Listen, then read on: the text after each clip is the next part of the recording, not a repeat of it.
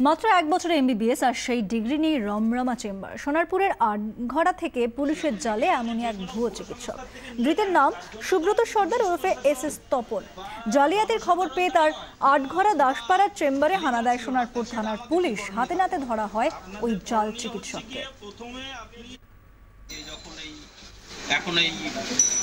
যখন সবকিছু এখন মিডিয়াতে যে কোনো ভুয়ো সংস্থার থেকে নিয়ে নেন, তার জন্য তো আর পুলিশ প্রশাসন বা জনসাধারণ দায়ী নয়।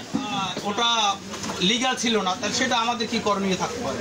আপনাদের করণীয় হচ্ছে গিয়ে প্রথমে আপনি যে কথা সেটা আপনি কি করবেন, সেটা আপনি কোর্ট যদি আপনাকে লাল করে দেবে। এমবিবিএস এর পরে কোথায় এম এগুলো লাগবে।